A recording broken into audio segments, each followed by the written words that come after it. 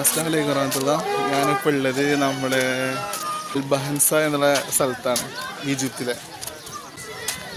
ഈജിപ്തിൽ ബൈസന്റൈൻ ചക്രവർത്തിയുമായുള്ള യുദ്ധത്തിൽ ഒരുപാട് സഹാബത്ത് വഫാത്തായിട്ടുണ്ട് ഇവിടെ. അപ്പോൾ ആ സഹാബത്തിൻ്റെ മക്ബറയും മറ്റു കാര്യങ്ങളൊക്കെ കാണാൻ വേണ്ടിയിട്ടൊക്കെ ആയിട്ട് വന്നതാണ് ഇവിടെ. ബഹൻസ എന്ന് പറഞ്ഞാൽ രക്തസാക്ഷികളുടെ നാട് എന്നാണ് പറയുന്നത്.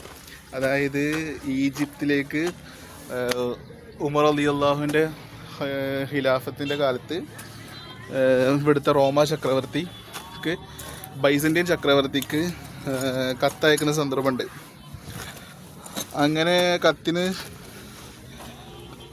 അനുകൂലമായിട്ടുള്ള മറുപടി ഒന്നും കിട്ടൂല. അങ്ങനെ പിന്നെ ഒരു യുദ്ധത്തിനുള്ളൊരു സാഹചര്യം ഉണ്ടാവുകയും അങ്ങനെ യുദ്ധത്തിന് വേണ്ടിയിട്ട് അംറുൽ ആസ് റളിയല്ലാഹുവിനെ നേതൃത്വത്തിൽ പറഞ്ഞയക്കും. ഫസ്റ്റത്തെ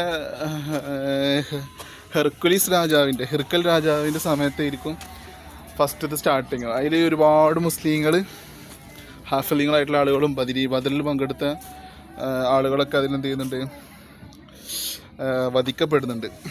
അങ്ങനെ കുടുങ്ങിയല്ല, പള്ളിയിൽ കിടക്കാൻ പറ്റില്ല. അങ്ങനെ ഒരുപാട് സഹാബത്ത് അങ്ങനെ കൊല്ലപ്പെടുകയും അങ്ങനെ കൊല്ലപ്പെട്ടതിന് ശേഷം രണ്ടാമത് ഹെർക്കുലീസ് രാജാവിൻ്റെ പിൻഗാമിയായിട്ട് കോൺസ്റ്റന്റ് രണ്ടാമൻ പിന്നെ വരികയാണ്. അവരെ കാലത്തുള്ള യുദ്ധത്തിൽ എന്ത് ചെയ്യും, ഈജിപ്ത് പിന്നെ നമുക്ക് ഒരു യുദ്ധത്തിൽ പങ്കെടുത്ത് യുദ്ധം വിജയിച്ച് ഈജിപ്ത് വിജയിക്കുകയാണ്.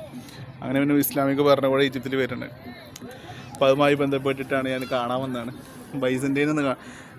ബൈസന്റൈൻ നാട്ടിൽ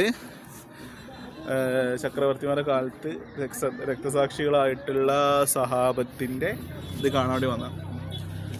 ആ വലിയ ടോംബിളായിട്ട് കാണുന്നില്ല, ഓരോന്ന് അവിടെ കാണുന്നില്ലേ, അതാണ് സഹാബത്തിൻ്റെ മക്ബറ.